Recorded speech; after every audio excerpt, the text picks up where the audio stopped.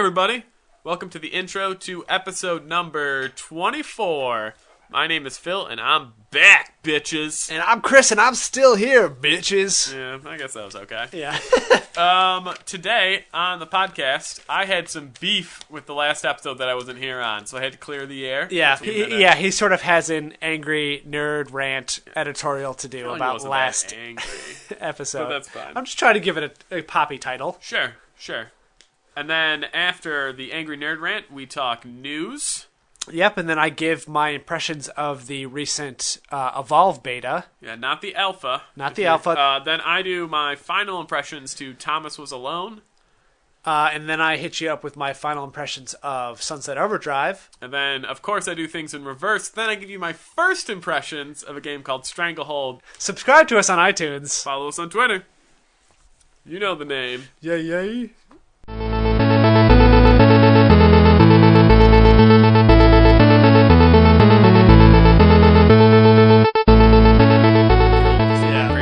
These are ones like, make it in 2 minutes and 30 seconds. And I'm like, run it perfectly. And I'm at like 2:32. Yeah. I'm like, God damn it, I didn't hit a card. Good times. All right, so Phil, you're back. Back. You were missing. We didn't send out a missing persons for you. We just assumed that you were drunk somewhere. Laying in a pool of my own vomit. And the podcast went on without you. Yeah. So, once again, thanks to the Jarvis for coming out and being our guest. But listened at home to that episode, and I think you have some comments, right? Yes, but I think we should start, because this is what's on everybody's mind. There was no episode last week. We recorded an episode. Yeah, it was fantastic. It was probably our best one, right? It would have got us more fans, yeah, and at least some fame. We were gonna, submit it to the Emmys, even though they don't take podcasts. But a little snafu happened when I jump kicked your computer on my way out the door. Yeah. It's like I had just finished jump kicking my 360 while we were playing Saints Row. Yeah. And then you kicked my computer. Yeah. And then, oddly enough, when you went to go edit it on the Super Bowl. Yeah. it didn't work. Yeah.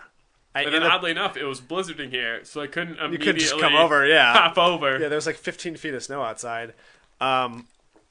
But yeah, because we have such a professional audio recording setup now, I couldn't even take the audio from one of the mics and extend it out. Like because one of the tracks got corrupted. Yeah. And so I was gonna just do, use the other mic and then expand it out and just try to raise the levels all the time, but it didn't work because soundproofing. This room is just like state of the art. Yeah. Yeah.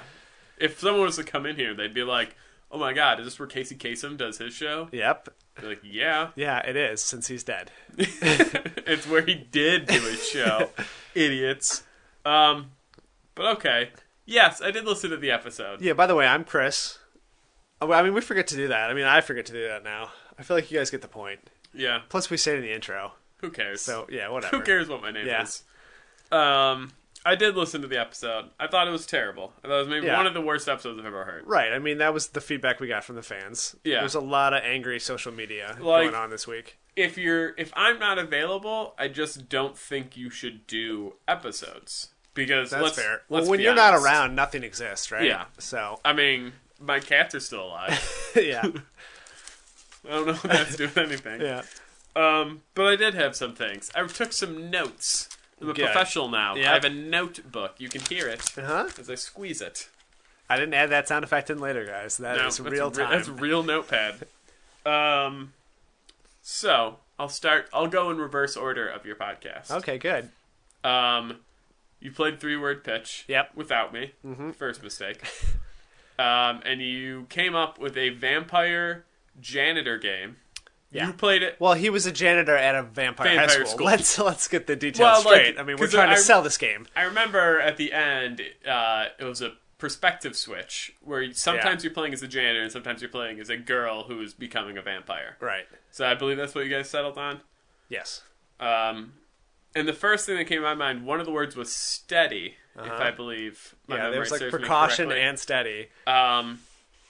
And it was first person, and I was thinking, it has to be Surgeon Simulator controls. And I know we use that all the time because it's the best controls. Yeah, my rebuttal to that was I keep using that as a suggestion for everything. Yeah. Like, the first time we played 3-word pitch, it was like 2 out of the 3 suggestions I had is like Surgeon Simulator controls. Because it just... It's hysterical and it's good, and I think it would have matched with the words better, but we got off on such a tangent that we forgot what the first 3 words were. So and you just went with janitor in a vampire as soon as she high school. talked about a vampire high school, we were like, oh, and we just went off on that. So because I just think like it's first person mopping, and you're mopping up blood, but you have to do it before the vampires get out of class, which is what I remember. That was one of the suggestions. So it's like if you have to do that. And it's just like every button is a different like muscle in your arms. Yeah. And it'd be laughs a minute. Yep. On such a just one laugh a minute. Yeah. One laugh a minute. Ha! And then you wait a minute and then ha ha.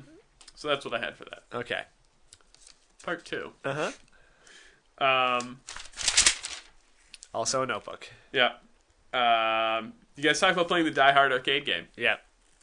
And how at the end, you were very surprised, because it's not in the spirit of Die Hard, that you would have to fight each other to the death to either get the win or win the love of some random girl that appeared, which we're going to say is John McClane's wife. Yeah. So maybe John McClane can kiss her, or whoever player 2 is. Which we'll just say is also John McClane. I think it's, now that I think about it, it was one of those situations like, who's the real John McClane? All of a sudden, there's 2 of them. They look exactly the same. His wife knows who to shoot, so you have to shoot each other. It's a combo Die Hard and Multiplicity. Yeah. Which would be the greatest combo. I was thinking more like ever. The Fifth Day, but yeah. I like Multiplicity. Okay. Michael Keaton. Yeah. Come on, guys. And all I wanted to point out, while I was screaming at the top of my lungs at the podcast, is that every side-scroller arcade game has that at the end. Right, like Double Dragon and Final Fight. Did Streets of Rage, maybe? I never made it to the end in Streets of Rage. But like even like new ones now, like Castle Crashers for the 360, like after you beat a boss, whoever got to kiss the girl was determined by fighting to the death. But yeah, it just was a little jarring playing the arcade version of such an old game, and for the most part, it tried to stay faithful to the original movie, as in you were fighting up a building and there was bad guys and all this stuff. It was just weird for all of a sudden, like they didn't give us any warning. It was like, okay, now shoot your partner. Only one can survive. Hurry up, shoot him now. Shoot him right now. See, I'm always a step ahead because I'm always shooting my partner before those words come up. So then, like, it would just waiting for it to do damage. You're like, yes, it's working. I'll be the winner now. Yeah. My last one, I'll be brief. Yeah, this one could go on for a while. This one could go on forever, is my defense of the Xbox Civilization. This is geared towards a Miss Eliza Jarvey. She's now unmarried. Unmarried. Because Miss Eliza Tozer. Right. I have that power. Yeah. He's so upset at your comments, he's unmarried you two. Now, I understand her stance on Civilization. Very in-depth game, a lot of choices, very historic.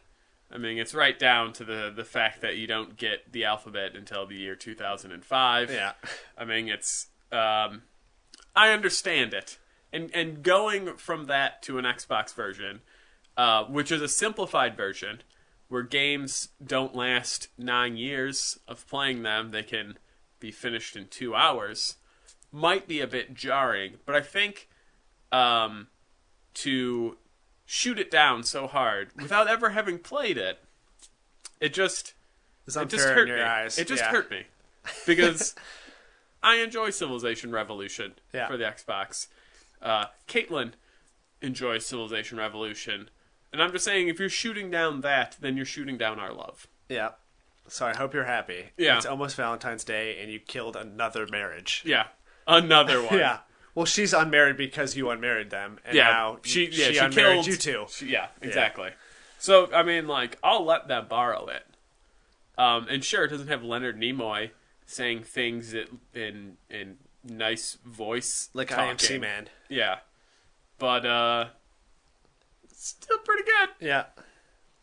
I will say I'm impressed that you've toned down your rage a little bit since last time we talked about this.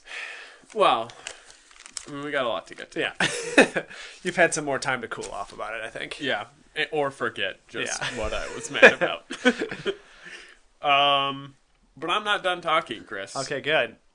One of the things I was kind of hoping to find Jake still sleeping on the couch when I got here in his beer bottle blanket. This is old news at this point. Yeah. But they are making a Friday the 13th game. What? Yeah. And I guess my thing is, how have they not decided to do this sooner? They made one Friday the 13th game for the normal Nintendo. Yeah. And one Nightmare on Elm Street. There you go. For the normal Nintendo. Yeah. And now we are, like 5 generations past that. At least, yeah. And we are just now getting our next Friday the 13th game. Yeah. Explain to me how this happens. Well, I mean, my thoughts on this are, one is that, I mean, they're like low-budget horror movies, and video games are expensive, and so if you're spending, less than $1 million in a horror movie, back in the day, you're not going to spend then a couple $1 million to, do a bad video game. Also, licensing games back then were horrible, so they tried them all back in the day, which had nothing to do with the actual movies, but they were so bad they just kind of stopped doing licensed games. So I think now that the technology's there where you can really do the atmosphere and everything, like survival horror is coming back. Yeah. So I think this is a good time to try it. I mean, we talked about this before, but I think that maybe Friday the 13th might not be as good as like a Nightmare on Elm Street. I feel like that lends itself to video games better. Because you have the dreamscape. Yeah, you can go into the dreamscapes. And you can do whatever you want. Every time you go into a dreamscape, it can be completely different level. It can, be a different type of video game. Either it can be a first-person shooter, it can be a platformer, it can do all these crazy fun things. So as far as like what they're going to do with Friday the 13th, I don't know. Are they going to do like a day and night cycle? Or is it going to be like a, straight up survival horror? Is it going to be like you're like hunting down Jason? Are you Jason? That could be fun if you were Jason. I think that'd be a good twist if you are Jason. Yeah. But in a unrelated note that's related, is a game came out, and I won't give it too much press because I've never played it. Yeah. But it was called Hatred. Uh-huh. And it was about a man who just goes on a killing spree and kills civilians. Kind of like Grand Theft Auto, but the whole point is to kill civilians as opposed to do a mission. Yeah. And obviously, like, it's rated like AO, and it's only like on one website that you can download it from. So I think even if you had it under the misnomer of like Friday the 13th and you are Jason, I think just going and killing innocent people would probably limit the game's release. Right. Yeah, for people that don't know, AO is a rating for adults only, which means that you have to be... It's like an NC-17 movie. Yeah. It's like, not many places are going to release it. You have to be a certain age to even get through the door. So even though technically, and for mature games, you have to be 17 to buy. Yeah. I think adults only. Like, I don't know. I don't know. 21. It's 21, yeah. Yeah. But it's like they don't sell it anymore. You have to get it on like a crazy website or something. Adult-only games are few and far between. It's essentially the death wish to games. Right. At least it was back in the day because no retail outlet would hold and sell AO games. So your only bet was to order it from the manufacturer, but that, of course, means like limited press. It's not getting like people just passing by the shelf and picking it up. Yeah. So it was like, you're not going to make money if you release an AO game. Nowadays, who knows, with digital distribution, that could change. I think all the AO games that I know about are all, like, Japanese pornographic sex games. Yeah. Probably. Yeah. I can't... Like I said, the only other one I think of is Hatred, which is a new one. Yeah. And I know that recently this game got pressed. It's kind of like a Candy Crush or Bejeweled, but I guess it's more complicated than that, but it's also, like, half dating sim. Oh! Have you seen that? Honey Pop? Honey Bop? I think that's what it's called. H-U-N-I? Yeah. Yeah. But because I own 4 copies. Do you? Well, I was going to say because the whole controversy was that the Steam version was actually censored. You still had to pay the normal price, and it was supposedly an adults only game. But then they had chosen to censor it themselves. Yeah. So this is a fun bit of news that we could talk about. Yeah. I've read up on this. Okay. now that I'm a big time Steam player, Yeah. like me and Gabe Newell go pretty far back. Yeah, he sends you, He sends DMs all the time. Yeah, he just personally recommends games for me. He's Yeah. like, "Hey, big fan. Here you go. Here's some games." But no, so there's always been this genre of game, which is kind of like the comic book-y game, where it's like you're just like a visual novel, Yeah. and you're playing it, but you're making choices like the dating sims and stuff like that, where it's like there's not much choice, there's not much game. It's really just like kiss girl, yes, no. It's like a choose your own adventure book in digital style. And Steam does have a policy that they will censor the games because they don't want to just put it up on essentially their store shelves. Yeah. And just all of a sudden some kid buys it or some parent buys it for a kid and doesn't pay attention to that rating, and then, the kid's seeing, cat boobs and vaginas. Because, right. I mean, let's be real. Some of these games are some pretty weird absolutely. shit. I haven't really seen much. Only, there were some links to this news article that I read about that specific game, but I don't even want to open that Pandora's box. I mean, like, the article that I read was, like, literally it gave, like, 3 game examples. One of them was the one you're talking about. Yeah. And another one was I can't remember what the game's called, but it's like, it's girls with cat ears and tails, but they just look like normal anime girls. They look like anime girls, except for the ears and tails. Which is the thing. It has a specific name. I just don't know what it's called. And obviously, like, there's full frontal nudity in the game. And you're just like, oh, I mean, like, I would watch what I say, but we don't have any listeners. No. As in what I consider myself a normal human boy. Yeah. I don't see the sexual appeal to maybe having sex with a cat. So, that doesn't do anything to me. But even just the cartoon thing, I think, is a little bit weird to me. Like, there's always been that genre of porn that's just, like, cartoons. Like, people take well-known cartoon characters and, like, create a porn out of them. It's like, I don't know who's interested in that, but obviously somebody, since there seems to be all over the place all the time.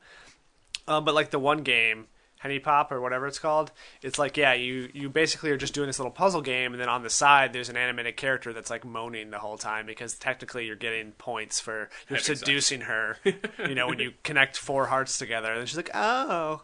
And it just keeps going, and she undresses as this is happening too. But I will secretly have to buy this game. It's weird because the gameplay is very, like, young/female oriented, as far as it's the games that it seems like women tend to play. But then, like, the content is, like, heavily male oriented. Like, so I don't know who the audience is for this game. People who just want to see naked girls under the pretext of playing a game. Right. It's people who are like, I want to put in the nude cheat for Lara Croft Tomb Raider. I still want to play a video game, but I also want to look at naked women at the same time. Which is how I always feel. But that was, like, before the internet, so... Yeah. Any other news, then? News me up. I like it. I like to be on this side of the news desk. The news desk? Where I don't have to wear pants and you can just throw news at me. Well, I don't know how recent this is. Well, this isn't a video game news. Okay. Even better. So the Super Bowl happened. Super Bowl happened. I mean, we can talk about that. No. Japan has a Resident Evil attraction at their Universal Studios. But my point being is that we need more of this in the States because... Yeah, explain what it is. Yeah, so it's an attraction. It's Resident Evil. It's obviously a zombie video game. Right. What it is... Do they call it Biohazard there still? Like, is that what the attraction's called?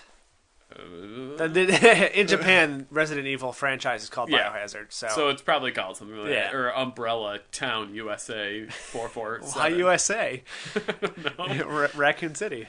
Well, Raccoon City's a USA town. Okay. Come on. Anyway, what they did is they recreated essentially like an office building in Resident Evil. Blood on the walls, zombies, all that stuff. You and a group of 3 other people, so teams of 4... are essentially sent in with an iPad and have to solve puzzles to escape. But there are also slow-moving zombies coming at you. That are slow-moving zombies who are coming after you. I don't know about the specifics of whether, like, you can hide and they don't detect you or what. Like, I don't know, obviously, like, the going-ons, but, like, there are pictures of people who are, like, huddled around desks with their, like, iPad while zombies are slowly closing in, and they're trying to solve, like, you know, how do I get out of this room? And to me, that's amazing, because really, it's playing a real-life video game with no real consequences. Plus free iPad. Yeah, plus free iPad. 2, ballsy. For a lot of reasons. Okay. 1, I'll only give 2 because I don't have to. Yeah, 2's well, a 2 lot. balls. Yeah.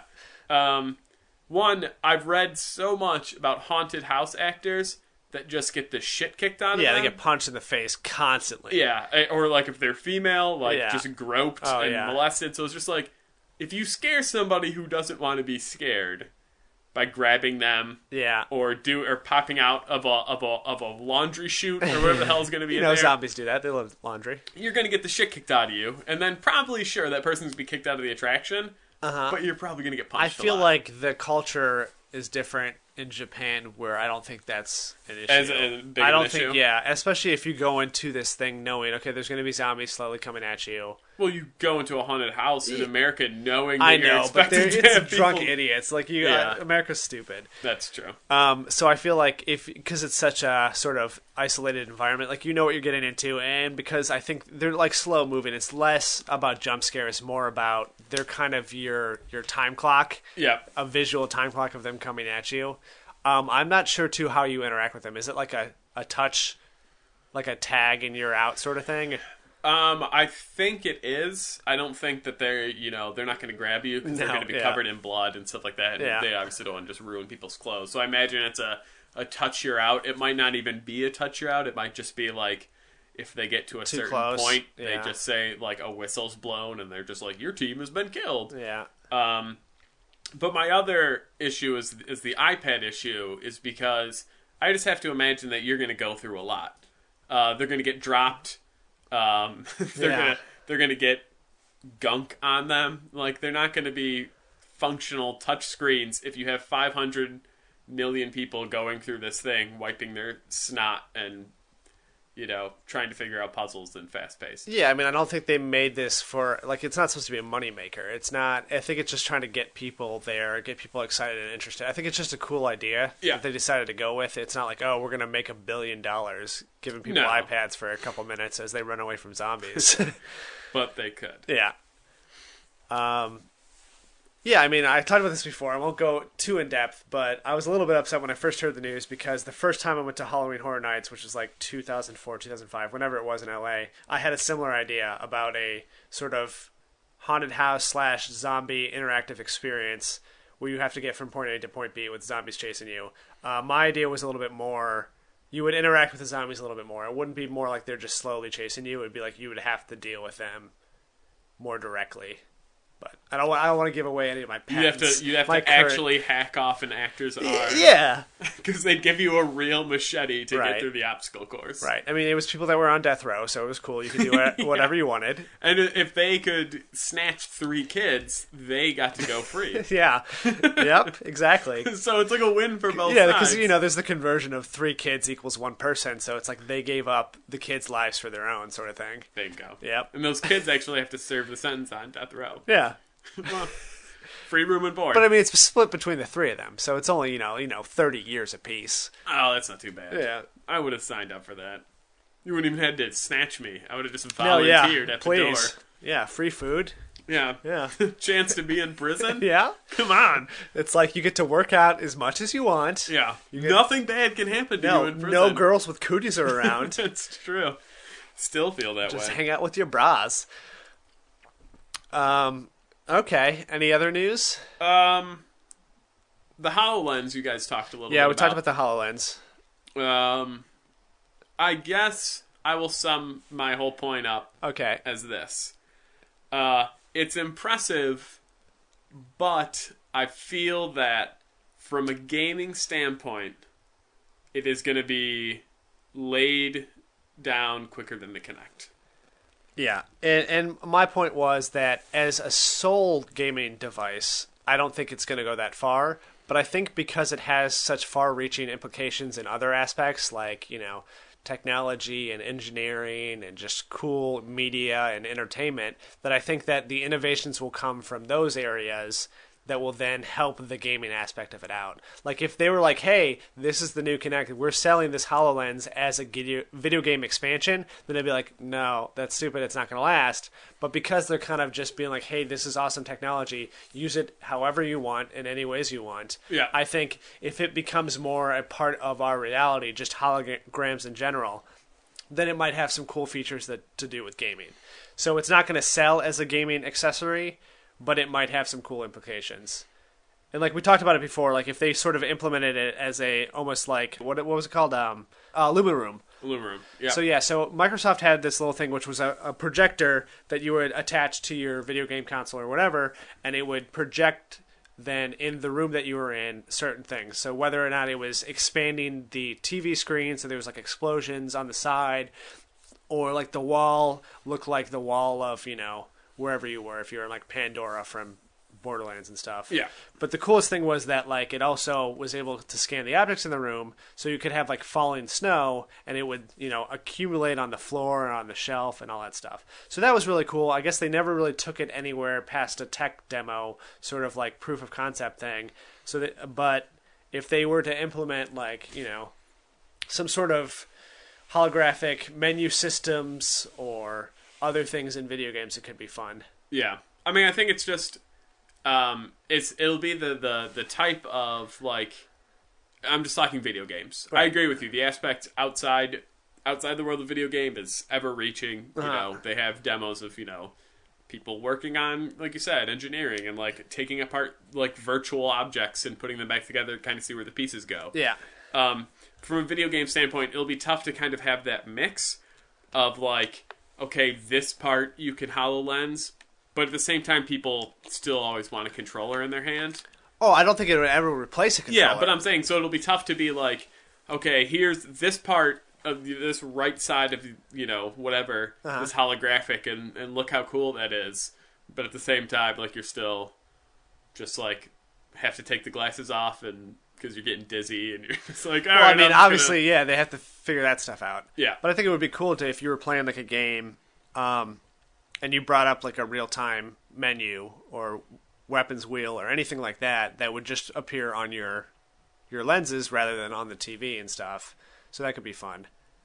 We'll see where it goes. Yeah. Yeah. Or even if you were like pick up like an audio log or something and it would play like a little like video on the glasses. It'd be like, or just be like a hologram sort of thing. I mean, any of that sort of fun stuff. Just little gimmicky stuff. Nothing, like I said, that's going to sell a game. At least not at this point. But because the technology seems to be pretty sophisticated, who knows where they're going to go with it. I mean, but it will run into the problem that Connected, which is like, are developers going to actually spend the time and the energy to actually implement that stuff in the game? Right now, they definitely are not. Because, one, it's not accessible to the public right now, the HoloLens, so why would they put it in the game?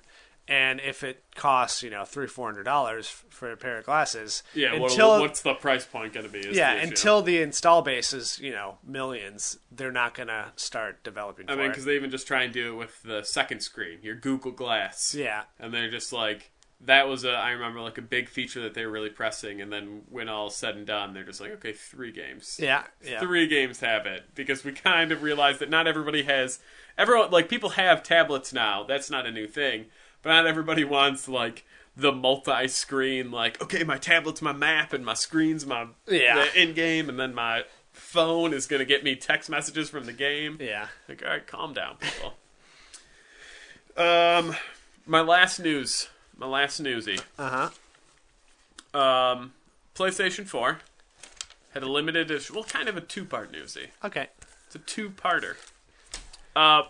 PlayStation 4 had a limited edition systems. Right. There was... To commemorate the anniversary of the first PlayStation. Yeah, of the first PlayStation. They made the exact same amount of PlayStation 4 limited editions as the number of PlayStations that released.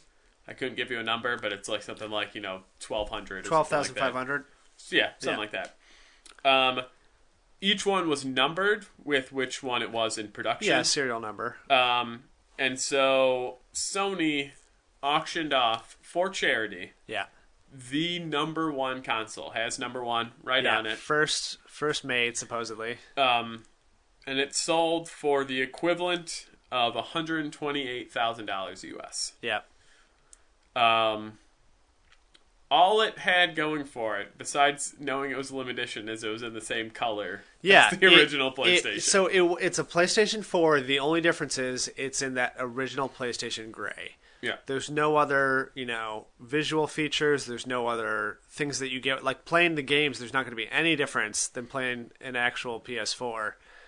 This is solely a collector's item. It has nothing to do with actual functionality. Yeah. So I don't know what to do with that news besides just kind of say, like, that's crazy. Well, I know just any of them, like any number, not even the first one, were going for thousands of dollars months ago. Yeah. And, so people would buy them up. I think they were $400. And then people would turn around and sell them the same day for, $3,000-$4,000. Yeah. So, I don't know. It's crazy sauce, too. I mean, we've talked about this before about spending all this money on things, but I just always think that it's funny that it's the same people that bitch and complain that, oh, $300 console's too much, you're crazy, no one's ever going to pay that, and then they'll turn around and spend $10,000 on a gold controller. Yeah, which is part 2 of my news. Yeah, sorry, I didn't mean to jump the gun. You jumped the gun. Yeah. Is that a company released 24 karat gold Xbox 360 and PlayStation controllers. Yeah. At $300 a piece. I don't know how many they made, but they sold out in 2 days. Yep. People couldn't get them fast enough. And to me, I guess here's my thing with both the console and the if I had an infinite amount of money, right? Yeah. And I could afford these things and not feel bad about it, I would never use them. They would literally... if you spent the money to buy them, they would just be a display. They would actually be in use. I would have, a little, gaming history wall of fame, whatever the hell it's going to be, and there'd just be a shelf, and there'd be there's my 24 karat gold controller, and there's my limited edition PlayStation 4. I'd never put a game in the PlayStation 4. Yeah. I'd have my normal, shitty PlayStation 4 to play games It would on. be sealed in a box in a vault somewhere. Yeah, and same the controller, because I wouldn't want to, controllers, the more you use them, the paint slowly starts to rub off, right, buttons scratches, don't work, you get sticks, scratches, you're eating a lot of, Funyuns, right. you get the crumbs There's everywhere. Mountain Dew all over it. Yeah, so I wouldn't want, to play with this controller, and it looks great, and then, 2 weeks later, you're like, oh, it fell off the table, and now, a big chunk of the paint's been taken off. Yeah. It's why would you buy a $300 controller? In my mind, to never use it. Yeah, well, I mean, I think the only overlap there is between people that have so much money they don't know what to do with and that still like video games are professional athletes. That's my guess. That's the only people that I can think of who wants a gold Xbox controller, and that's going to be somebody that only plays Madden every year. Yeah. So. That's my news. Yep.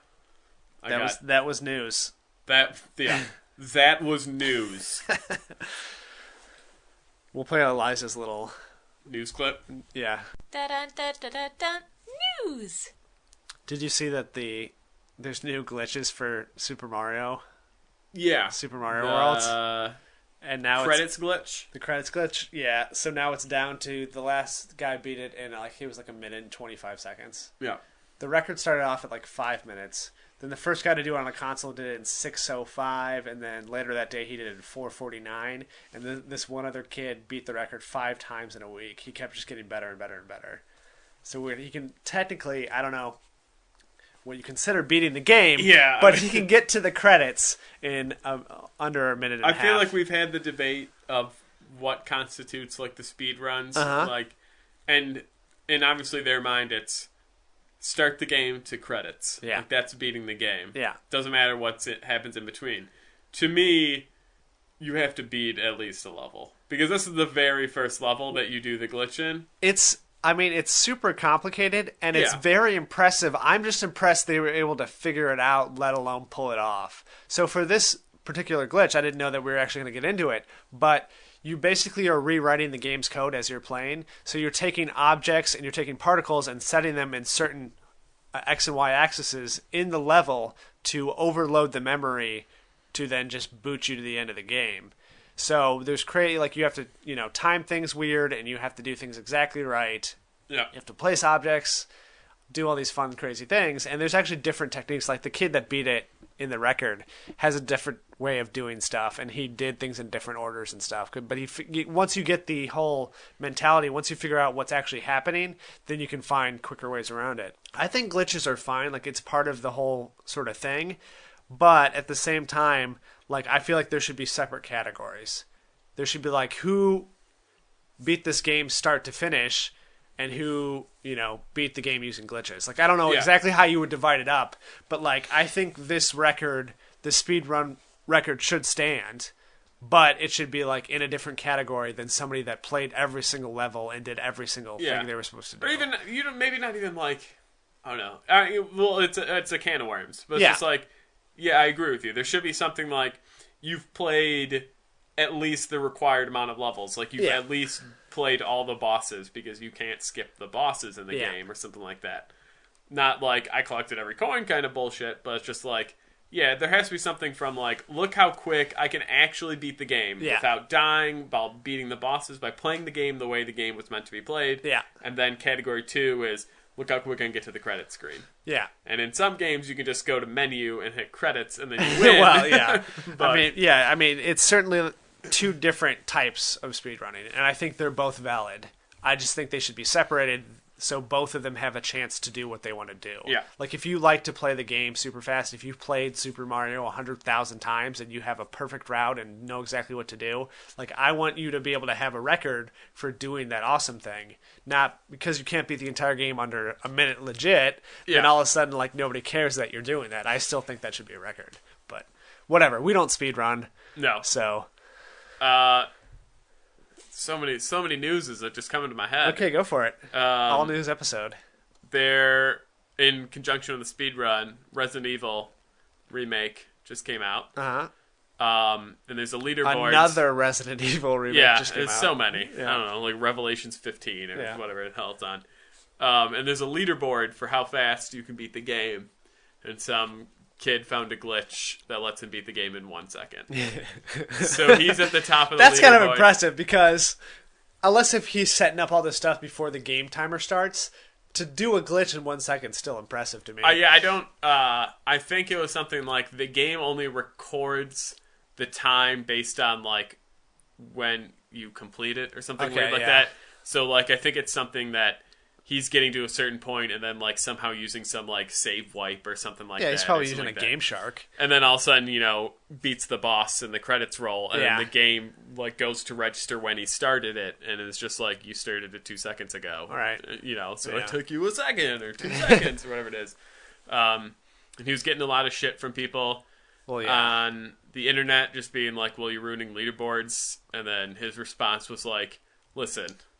leaderboards are always ruined. Yeah. And unless people are actually going to monitor them and, like, remove people who are clearly cheating, then these don't mean shit to anybody. Right, especially he was only taking up one spot. Yes, he had the top spot, and you're not going to beat it, but you probably weren't going to anyway. It's like...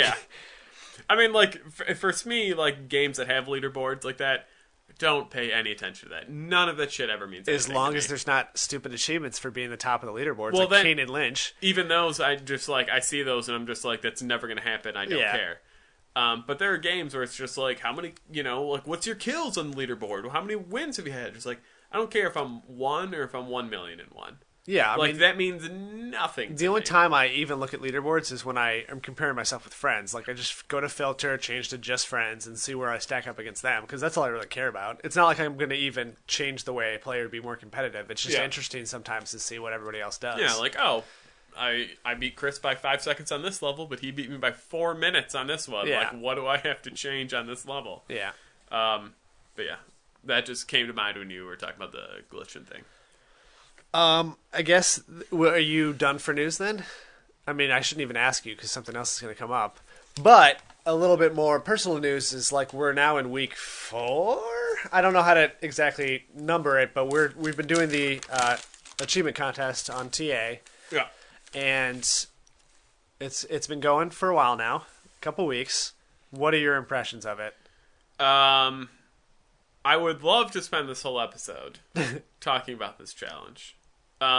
Because I wanted this challenge to change the way I play games. Yeah, and it has, but in a negative way. But it has in a negative way, but not even in a negative way.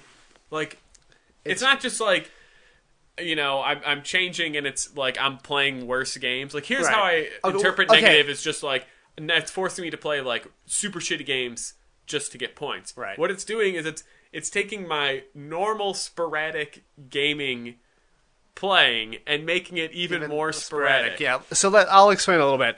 So for this achievement contest, every week it totals up your individual and your team. We have a team of 3, which is, you can only have a team of 3. But anyways, it takes your team and individual scores, and out of everybody that's playing, it knocks off people. Yeah. 50 individuals and 12 teams. 12 teams? Every week. Every week, for an entire year. Yeah. So basically is, if you're above the cutoff line, you don't really need to be getting achievements, because if you do, it's not going to carry over to next week, so there's really no incentive to do it. And because right now we just kind of started, it's been so easy for us to be above that cutoff. Like, we literally don't have to play games because of the way the negative system works, the like negative points.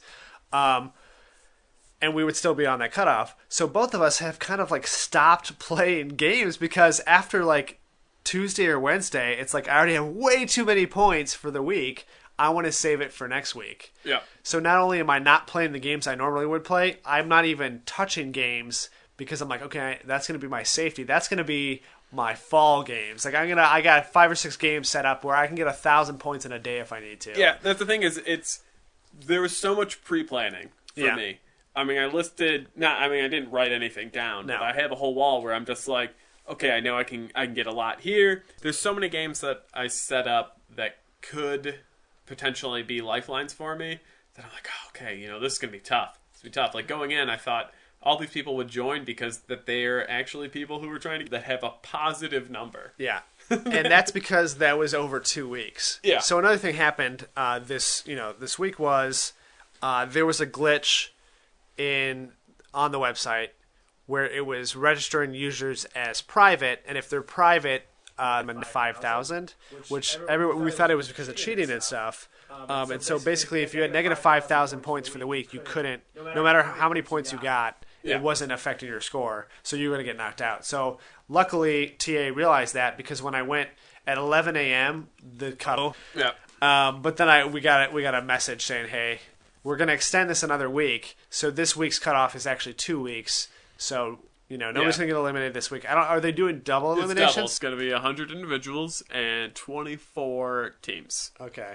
But it's like, I was afraid that it's like, okay, I can't play now for 2 weeks because they extended it and we're still so far above the cut. Yeah. Now it's like, okay, I haven't really been playing anything. I've only been playing stuff that I already had achievements for, or playing on my other profile just for fun. Yeah. So, I'm just letting the TA bump of just like the positive changes. Yeah. Just keep pushing me over the limit. Yeah. Like, I think this whole period I've maybe gotten 5 achievements. And that's over 2 weeks. Yeah, like, we got 2 together when we played Saints Row. And other than that, it was like... And I know I got some Strangleholds. Yeah. And that's it. But, yeah, I mean, the whole idea of the contest, too, was to... Like, I thought it was going to be a negative effect on my gaming experience, because I thought I was going to become obsessed with achievements again and like every day just be playing nonstop to get thousands of achievement points. But instead, at least at this point in the competition, it's done the opposite, where it's like I don't play anymore.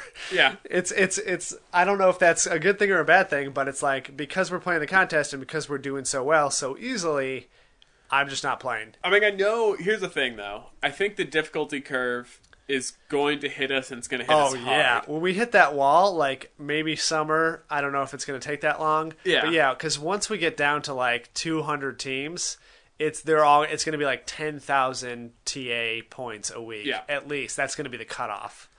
And, like, obviously there's plenty of room for either of us to improve on our score, and I'm not concerned, like, I still think we can make it pretty far if we really try. It's just one of those things where just, like, it'll eventually get to the point where we have to play every day. Yeah. Which is a huge jump from now, which is like maybe we play. Right. Which is another reason that I'm not playing games, because it's like I want to save those games. I want to have points for later on. Because if I just play every game that I have to completion, it's like, well, then I don't know what's going to happen. Obviously, games are going to come out between now and then that I'll buy, but I don't want to rely on that. Yeah.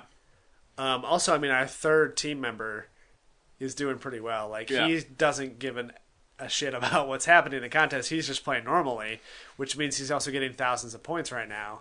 So hopefully he can keep that up. Oh, yeah, we could cruise on his points alone as a team for a couple months, I think. But the other problem is he's almost completed the Master Chief Collection. He's got like 3 or 4 achievements. He's done all of the beat the campaigns in under 3 hours. He's done the legendary all skulls on stuff. I know, Plus there's going to be the ODST patch and stuff. Yeah. So we'll see what happens there. But at least, I mean, looking at his last year or two of getting it, he's only had that profile for just under 2 years, and he already has 100,000 gamer score. Yeah. So it seems like he consistently plays enough that we'll be fine, even if he completes the Master Chief Collection. Yeah. My thing is and then we can, I guess, move on. Yeah. Again, like we just talked about, it's just like I wanted this to force me to play new games. Right. And keep switching it up. And keep switching it up. Yeah. And really, it's if anything, it's redefined my rut, because now I'm just like, well, let me just keep working on the same 2 games that I've been playing, because the payoff when I beat them is going to be big, because they're 400, 500 point achievements. So it's like, that's all I'll just keep working on, because I don't have any need to actually get anything to keep me afloat. So just like, still just playing the same 2 games. I mean, it's hard to do, but another thing we could do is just be constantly setting up achievements and not getting them. Yeah, I'm not. We did that for week 1. Yeah. I mean, it's fine to do it a little bit, but like, a lot of it, it's hard to. Because it's hard to keep track of some of these stuff, unless if they're tracking the stats for you in game, or it's like, just do something 5 times so you can keep track yourself. It's like, how do I? And it's hard to know when to get up to that line and not. That's another thing too, right? It's like, I don't know when. You think like, oh, you want to do it right when the new week starts, so that can just like right off the bat just put you ahead of the game. Yeah. Then you're like, what if that week everyone finishes in negatives, and then you just wasted a 700 point achievement, and the people that are eliminated are people who are all away on vacation. Yeah. Whatever. I mean, you'll never know that though. That's the problem. Yeah, unless you like set it up and use it the day before. Yeah. But that's also risky too. Yeah. Especially because if there's any point change within once you get it, it always seems to happen right at like Saturday or Sunday. Good times. Yep. So I guess we'll slightly update you guys if anything happens, but right now it's not been great for us. Yeah. We've been doing well in the contest, but it hasn't been great for our gaming experience. Yeah. Correct. All right. Should we move on to some games we're actually playing now? I think that'd be a smart move to do. Okay. So at this point now, a couple of weeks ago, I played the Evolve beta, but it really was a demo. Anyways, I played the alpha back when it came out a couple months ago. And some of the things I was worried about was whether or not I could play it by myself, whether or not there's enough of the game there. Like, it just seemed like one small little thing that I kept doing over and over. So I don't know if it was going to hold my attention. So I went into this, this beta sort of being like, I don't think I'm going to buy this game. But then, like, right off the bat, it starts off with like an action-packed cutscene a la Left 4 Dead.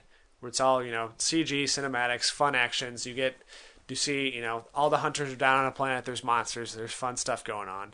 So that was fun. And then it throws you into the role of the monster. So you play as Goliath. It sort of teaches you how to use the monster characters. Because the hunters are more straightforward. It's a first-person shooter. You have your guns. You have your abilities and stuff. But like the hunter, it's like you don't know necessarily what to do. Because they have different abilities, unique, different stuff. So it starts off with your movement. It shows you how to move around the world. And then it shows you how to use your abilities. So that was fun. That was different. Like, that tutorial, I think, was something that was sorely lacking in the alpha. Because you would go into a multiplayer game, and all of a sudden you'd be thrown in as a monster and not really know what to do. You didn't know the sort of tricks you could do. You didn't know you could like smell things or like to avoid the birds or like, that sort of stuff, which just giving you, 2-3 minute tutorial made all the difference, I thought. So after that, so you go through your progression where you just move around, then you kill some animals, then you fight some AI hunters in the tutorial. Then after that, it switches around and you play as the hunters version of that, little tutorial level. I don't know. That stuff was good. Just giving you a little tutorial, even if it's not exactly story based, but just a little structure to it, I thought was a lot better than anything they had given us in the alpha. Obviously, it was an alpha. They were just testing one part of it, but this did feel like more of a game. Also, it did a good job of relaying information to the character a little bit better, to the player, because like if you have mines, you didn't know how many you could set down, so you just kept throwing them out, not knowing that every sixth one was disappearing because you can only set 5 different objects in the world. Now there's a little counter around your reticle, so you know exactly how many are there, which is also very handy when you're in a firefight or something, because once somebody triggers one of your little things, it pops back up, and okay, I can set another one now. But it doesn't do a great job of letting you know when you have low health, because the health bar is on the far left side. It's a little meter that goes down, and when it's in a critical range, it does sort of glow red, but not enough for you to notice because it's so on your peripheral that you think you're not even really getting hit, and then all of a sudden you're down. So that I think they sort of need to tweak.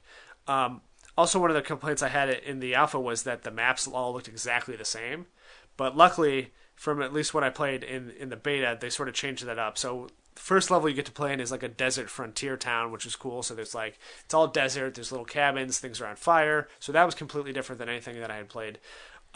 Also, they did sort of change the other existing levels around. Like they added rain to one, and they changed one to daytime, one to nighttime. So there was visual difference. So that's a small thing, but it made it better. Then after that, so now they have it set up where you go into the main menu and you can choose like solo, co-op, multiplayer, or like campaign. And within the campaign, you can also choose like, hey, do I want to play this by myself? It's just going to be me and a bunch of AI characters, or I can do, it's me and a bunch of other people versus each other, where we're all the hunters plus there's a human monster, and we can go through the levels that way. Or it can be just human hunters and monster AI, which is what I chose to do. I wanted to see, what to do, and it's a little bit more forgiving if you have a team of hunters that don't know what they're doing, but the AI is sort of going to, reflect that. Like even if you get destroyed by by AI hunters, by AI monsters, you don't feel as bad, because anytime you get beaten by like another person, like when there's another person on the other side of that controlling it, you always feel like, oh God, they're probably gloating and they killed us, and you sort of get mad at yourself and you get mad at your teammates. But if the computer beats you, you're like, oh, okay, we must have been doing something wrong. It's not that they're better than us, it's like we sort of messed up, sort of thing. But yeah, so that was fun. So I played the Evacuation, which is their version of the story. So it's 5 different missions. It starts off with a cutscene. You're like in a dropship. You get introduced to all the different characters, all the different hunter characters. I think there's like 12 of them maybe. Each of them had a line. You got to see what they look like. You got to see their personality, what was happening. So basically the overarching story of this is, there's this planet that you need to go evacuate. So your job is to deal with the monsters that are attacking everyone while it gives enough time for the people to leave. So every mission then you get to choose after, like you do a little mission and then you get a little choice between 2 different types. Like the types were just straight up hunt, where you just go after the monster. Nest, where there's 6 eggs around the level and you have to go destroy the little monster eggs, or the monster has to defend them. Then there was also rescue, where there's like scientists around the level. You have to go revive them and then bring them back to the dropship. And then there was kind of a tower defense thing, which is how everything ends. One interesting thing, though, is so every time you win or lose one of those little matches, it affects the map for the next match. So let's say the monster won the first round, right? So based on whatever level it is and whatever type you've played, let's say he then destroys a power plant. So then like the next level, it's like, now water has flooded and it's raining, there's like more water everywhere, which means there's more like water monsters, because there's also like, AI monsters, AI like creatures on the planet. So that was kind of interesting too. Or like, we beat the monster one time, and it's like, then we got a little buddy. We now had a sixth guy that can go around and just shoot people. Like, he wasn't super strong and stuff, but that was just like you get little buffs or minuses to the level or to your guy every time you win. But it also does like an auto balancing thing. So even though it gives one side an advantage, it also then sort of balances the whole game differently, which is, I don't know. It's good in principle, but I don't know how it's going to work out. Because like one time we were so good in the first 4 missions that by the time we got to the last mission, the monster had 4 out of 4 handicaps, so they destroyed us in like 2 minutes. So anyway, so the final mission every time is going to be like a tower defense where you have to defend this, generator, power plant, whatever, but there's 3 stages to it. They have to beat, 1 generator, 2nd generator, and then like a power core. So what it is there's one main monster, he's an alpha, and then there's usually 2 or 3 little minions too that come at you, plus other creatures in the world. So you get to set up traps, you got a couple minutes, they're all coming from basically one direction, and you have to defend. So it's different than any of the other missions as far as the hunters have to stay in one place and just defend rather than, go search out something or whatever. So that was a lot of fun. That was different, and it really felt like a climax to everything else. Then after that, whether or not you win or lose, there's a different cutscene showing you winning or losing, which was also sort of fun. So it's got a very loose story structure. There isn't like much like hard stuff there as far as like, the lore and all that other stuff and what's happening. But it was enough to make me interested in the game, and enough to make me feel like, I can just play with, human people, but not have to deal with just multiplayer games. Like, I don't want to, maybe I'll be the monster, maybe I'll be this thing. I don't know. You're not saying anything, so. Well, no, it's. I know you've heard all this before, but. Yeah, so I got to pretend like I haven't. Yeah. No, I like what the thought is behind it. Like, you talked about like it not having a lot of lore, but I didn't really think any, like, Left 4 Dead didn't have any lore. No. It's just zombies, and it's not really even a story so much as like here's the very like thin layer. It's just like, there's zombies, fucking get out. Right. And so Evolve doesn't need to have this huge story behind it to make it playable. I think the issue was when you played the alpha is just like, okay, if it's literally just like I'm just joining a Call of Duty map every time, and it's only multiplayer, and it's either a monster or human. Yeah. And a random level selector, it's like, is this enough for a whole game? And so the fact that they've added some things makes it, I guess... It's a bunch of small things, but it's enough to sort of tip the scales, I think. Well, as long as, it ties everything together. It's not just like, hey, we added 5 new maps and 2 new hunters. And it's like, well, it's still the same thing. Like, changing up the game types is probably the most important thing. Yeah, that's what I was going to say. It's like, adding those new game types, I think, really helped make it seem like it just wasn't the same exact thing over and over and over. Also, they do progression in an interesting way. So you have you usually have a primary and secondary weapon, and you have an equipment like an object, and you have a power. So for the assault, it's like you have an assault rifle, you have a lightning gun, you have a mine, and you have personal shield? I don't know. I think you have like a temporary personal shield. Yeah. So to progress to the next level, which then lets you unlock other characters and weapons and stuff, you have to complete little challenges for each of those things. So you might max out your assault rifle score right away, but you won't unlock the next assault rifle class or whatever until you've also gotten enough damage with mines or used the lightning gun enough. So it's interesting because it's like the game makes you prove that you know what you're doing with all the weapons and all the abilities before you can move on to the next thing. So it's good because it kind of forces you to use all the tools in a good way. So rather than just being like, I'm just going to do one thing and just really do that well, because that's another thing too with the different classes, because it's so important that every class is doing the things they're supposed to do. It's good that they force you to use all your tools, because hey, like if you're not healing your teammates enough as the medic, it's not going to let you progress. Yeah. So No, I think that's the right way to do it. Yeah. Because if you think about, like, at least games that have kind of a similar upgrade system where they're just like, okay, to upgrade your sniper rifle, you have to get 20 kills. yeah, And so, yeah, you just have somebody who's just like, I'm a sniper, that's it.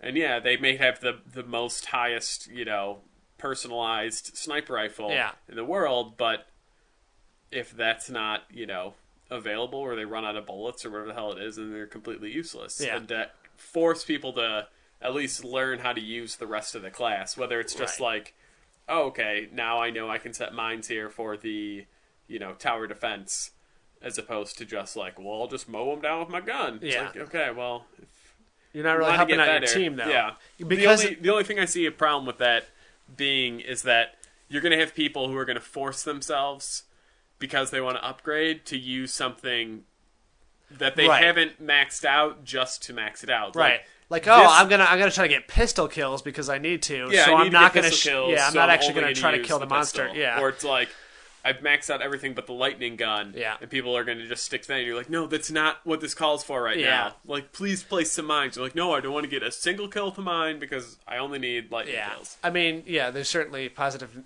and negatives to everything else, but I think it is good that they try to have an overall progression system rather than just one weapon or one item, because it's not an individual game. It's not like a Call of Duty. Like in Call of Duty, if you just want to use a shotgun, then okay, you can just use a shotgun because that only affects you. I mean, sure, your team kills aren't going to be as high, but this is like, it really, everybody's role does matter, and you're playing as a team, so it does kind of, I mean, there's no perfect system, I don't think, to do it. No. So this is the best that it can I agree, and I think this is the best way to do it. I'm just thinking, I always think of the worst in everything. Right.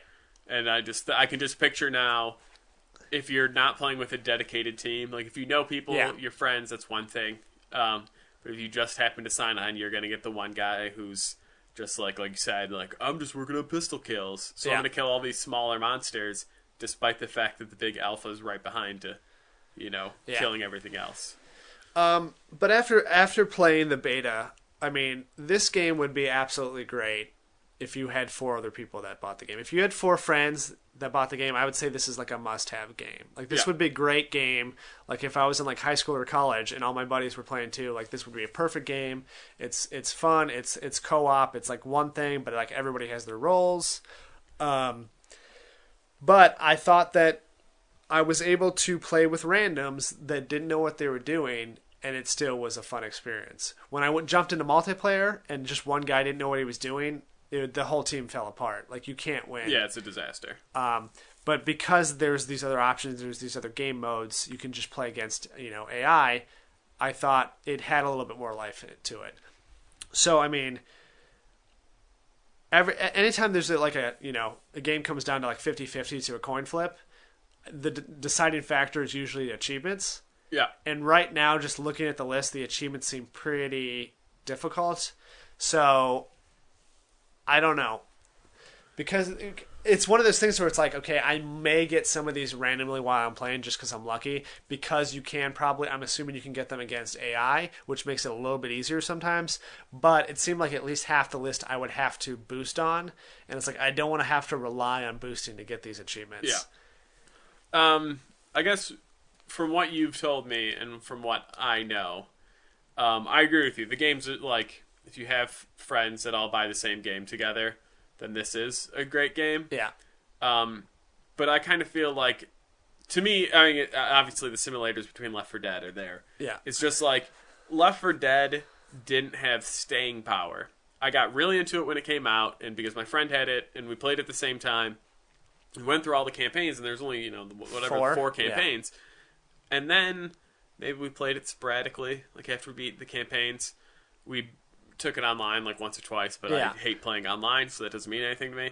And then I put it on the shelf until, 5-6 years later, and then I picked it up again and just replayed it. Just to get achievements, yeah. Yeah, just to get achievements, and then I, enjoyed it for that time, but at the same time, once we had gone through all the campaigns again, it just kind of like falls off the scales, and that's kind of how I feel Evolve might be. If they keep adding new content, like, newer games are doing now, that might kind of break up the monotony, but just like, if it's always, let's say they have 3 campaigns, and it's just those 4 levels or 5 levels, they're just in a rotation on different maps, it's just like, yeah, cool. Like, yeah, I'm fighting a new monster. That's cool. Yeah. But then you're just like, but I've done this one. like 20 I know, times. I know that, it has to come from one of these two angles. I know that, it's weak to the lightning gun, whatever, bullshit you learn is just like, does it have the staying power Yeah. that it'll play well? I'm sure they're constantly going to have to be updating the game as far as like balancing. Yeah. But they said that, they're going to come out with new maps. All the maps are going to be free, so they don't divide up the player base. But even like the pre-order DLC is like you unlock the final tier of characters, which you would normally have to go through that entire progression thing for all your weapons and another character, then get all those progressions. So that I think is a little bit like crazy as far as balancing goes. Yeah. Because in theory, they're stronger characters. Because they wanted you to feel like, okay, if I'm unlocking something, I don't want to go through all these steps to unlock, tier 3 or 4 characters. And then it's like, oh, the tier 1 character is better anyways. I'm just going to use him. So it's like they wanted it to make it a real thing. So because of that, if you're unlocking, if I don't know, half the game, whatever it is that pre-orders it, gets all the best guys, one, there's less incentive to upgrade, and two, everyone's going to be super powerful to start with. So I don't know, it's kind of stupid. Yeah, it's a bad way to do it, but at the same Yeah. time they feel like they have to reward people for Pre-ordering? And that's the thing though, is I think it just kind of brings the whole issue of pre-orders into question, because so many games want you to pre-order and give you bonus stuff, and most of the time it's like, oh, here's like, a couple challenge maps or something that later get released as just DLC.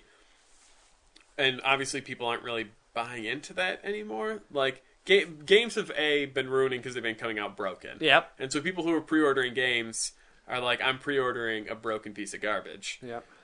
So that's kind of hurting them. And then second, it's just like, what you're giving me isn't worth it to pre-order. So I think Evolve tried to do something else where they're just like, this is actually valuable. If you pre-order, you are going to be a step ahead of everyone else who buys the game. Like a huge step. Yeah. Well, okay, huge Yeah. step. Than people who just come to the store to buy it. So it's like, thank you for pre-ordering. Here's your bonus. Yeah. It's shitty, too, if those people immediately hop online Yeah. and then they just mow down everyone who didn't pre-order. That is going to take some... Again, that's going to be your balancing issue. Yeah. But at the same time, it's just like... It's 6 1 half dozen of you. They either have something shitty pre-orders and they don't get pre-orders, or they have this great thing and they get more pre-orders, but then it's just going to completely break the game for a couple weeks. I think they've just gone a little bit too far with this one, because one, they've kind of forced you to pre-order the game. They're like, if you're going to play this game in the first couple months, pre-order it, otherwise you're going to be behind. And because this is a game all about balance, it really seems like they messed up their own game with it. Yeah. But we'll see. Unless they're not, as powerful as... Unless it's just like, yeah, you unlock these classes, but, you still have to really learn how to use them. Yeah. Otherwise, they're, just as useless as a medic with a pistol. Yeah. So, Yeah, we'll see. I mean, that comes out tomorrow, so... I like the quotes. Yeah. Is that what you got for Evolve? Yeah, that's all I got for Evolve, I think. Thank God. Yeah. I mean, if you're not going to talk for my sections, I can just use the audio from last episode. I talked. It's tough, No, I know. You hear it so many times. Yeah. All I've been talking about for weeks and weeks and weeks. Evolve. Ugh. Ugh. Yeah, do that a couple more times and I'll cut it up and use it when you're not here. Hello. Okay. I have a first impressions. Maybe you've heard of this game. It's called Stranglehold. I think I have heard of it. It's for the Xbox 360. It is the sequel to a John Woo Chow Yun-Fat movie. Yep. Where Chow Yun-Fat is a detective in Hong Kong. Yeah, or at least Little China, like Little Tokyo. Who knows? Yeah. I should have once again. Second week in a row. My guess is it's Hong Kong. Okay. I should have looked up the title of the movie so I could tell what people the direct sequel is. Yeah. This game came out millions of years ago. Like, I think 2006? dinosaurs were still roaming. Yeah. I believe it was 2007. Yeah. This game came out. So it's an early Xbox title. Third-person shooter. Has a lot of elements that are kind of similar to games now. It has, like, bullet time. You can dive in slow motion. Yeah. You can... It's kind of has